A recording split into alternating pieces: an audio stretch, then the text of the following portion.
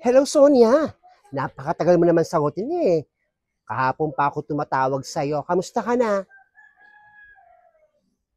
Kamusta naman yung issue mo sa akin, yung kwento mo na 10 milyon? Naibigay ba talaga yung 10 milyon? Ah, talaga? Nabawi yung 10 milyon?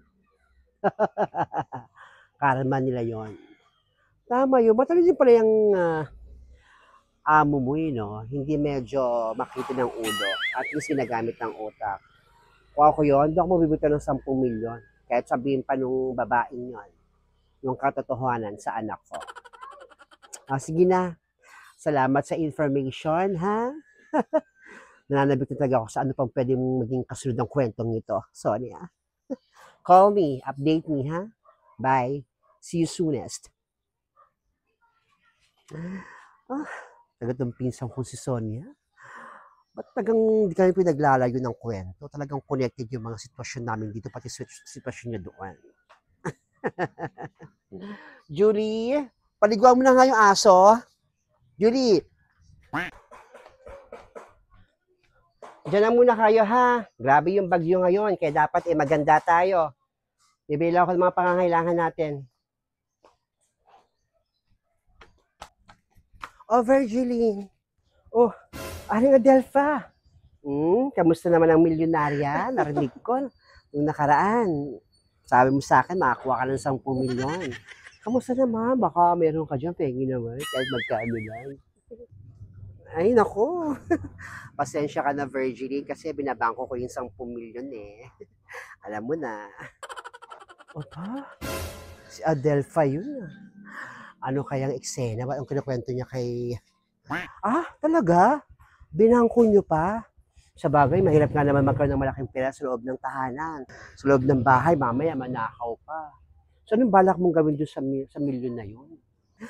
Ang plano kong bilhin, manirahan kami sa subdivision sa village. Tapos plano ni Francia bumili ng car namin. Oo. Lologo, buti ka pa. Makakaahon ka lang sa hirap. Kami ito, isang kahig, isang tuka pa rin. Totoo ba, Aling Adelpha? Milyonarya ka na? Wag nga ako, Aling Adelpha. Alam ko kung saan galing yung kwento mong yan. Wala ka naman talagang milyon eh. At walang pinamana sa'yo angkan mo sa probinsya. Ang totoo, makinig ka, Virgiline, huwag kang nagpapaniwala dyan sa matandang yan. Alam mo bakit?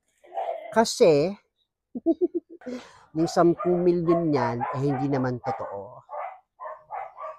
Gawa-gawa niya lang yun. Yung 10 milyon na yun ay yung binablackmail niya, yung nanay ni Blandina, para sabihin na yung anak ni Blandina ay hindi naman talaga anak ni Peter pati ni Blandina.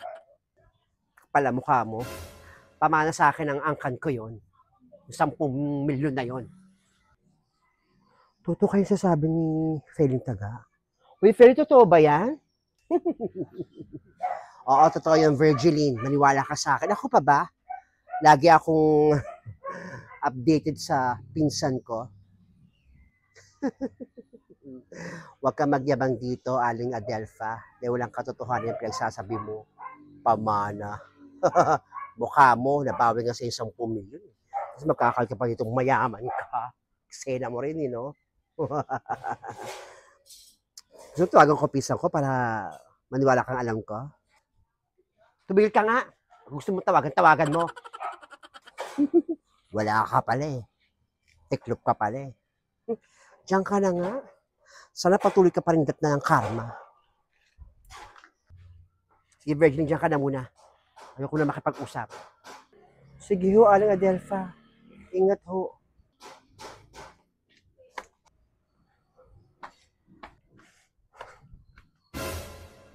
Buwis na Feling Taga yun. Pinahihiya ako. Makakagat na sa yung babae ka. Restaan kita. Sana may makakita. Tao po. Ay, Ali, meron po ba kayo nakitang gandang siya ho ng bata? Anak niyo. Apo. Saboto, wala po. Salamat ho.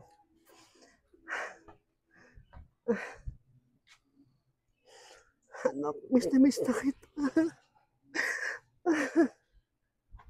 Gagawin ko. Sana makakuha ko yung 10 milyon na yun. Ale, yes? Magandang araw po. Baka ho, may nakita ho kayong bata. Patingin ng itsura ng bata. Ito ho yung anak ko ho. Parang pamilyar sa akin yung mukha ng bata.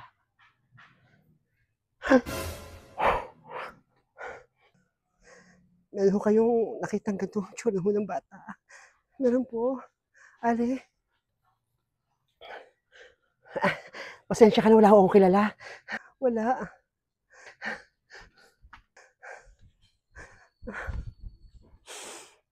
Anak, hindi ako susuko. Hanapin kita.